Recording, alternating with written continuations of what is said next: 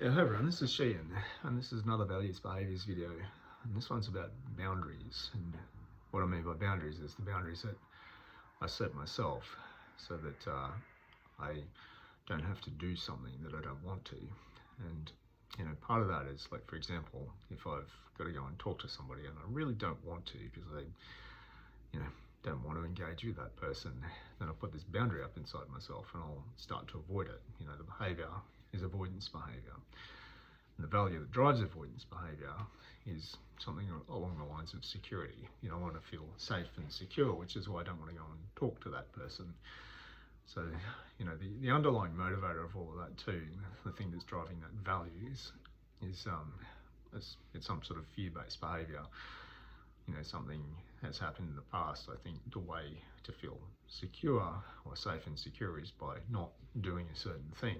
In this case, the behaviour of avoiding talking to someone makes me feel safe, and that then I don't have to face up to that fear that I've got of actually going out there and doing the thing that I need to do. And so when I realise that barrier is up and I need to change it, the behaviour that I need to take that action. Go and talk to someone, for example, because the value then becomes something along the lines of taking action. The thing that I value is actually getting this thing done, whatever that is. And the motivator behind that is about showing myself that the fear isn't justified, it's not warranted, and that when I actually go and do the thing that I need to do, then that fear subsides a little, and next time I can go out there and I can do I've got that experience so that I can go and do the thing that I need to do without feeling the fear as much. And that's that's a great little model that works pretty well in theory. But the thing that I've found also is about there's a lot of for me, going out there and doing something, it's like I'd go and do the thing and find it quite traumatic, have a traumatic experience. I'd go and talk to the person I didn't really want to talk to, and I'd come back and I'd think to myself, thank God that's over. It's like I don't have to do that again. But the reality is I've got to go and do it again. And so every time I went through it, it'd be the same thing, and I'd just keep repeating this cycle of behaviour where it'd be the same fears that would come up and I wouldn't deal with them. I'd go and do the thing that I have to do, like steel myself for it, go and do it.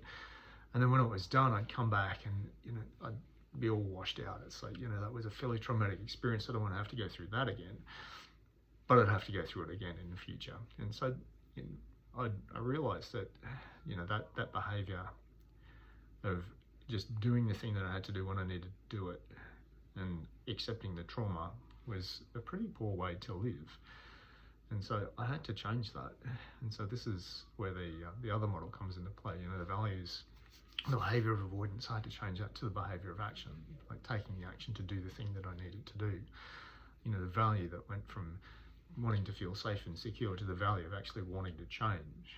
And that underlying motivator of wanting to go from that place where I wanted just to isolate and not have to interact with people, to the opposite of actually interacting with people, so that I can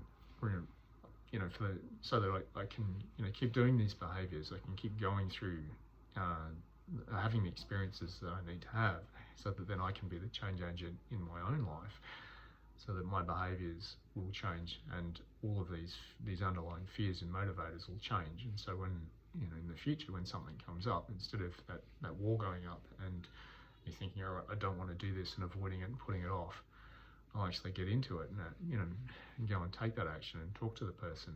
And once again, this is it's a controlling thing. I want to try and control the outcome by not doing it, and that just simply doesn't work. I can't control the outcome. I can't control that person. There's something inevitable about me having to go and do this thing. And so when I go and do it, and I go to it with the right frame of mind, then I sit in there and I treat it as a learning experience. I've learned from this. I learn about my behaviours, the things that I've put up. I learn how to interact properly with that person in a way that they're getting what they want and I get what I want. it sounds like a whole bunch of cliches, but it's that transition from, you know, trying to find safety and security in avoidance to actually finding that safety and security in taking the action. You know, and that's been a massive paradigm shift for me. And so yeah, there's a little bit of values, behaviours on boundaries and the boundaries we set ourselves when we don't want to do something, and how I've changed the way I behave so that I can actually take that action. All right, so like and subscribe so that more people can see this video.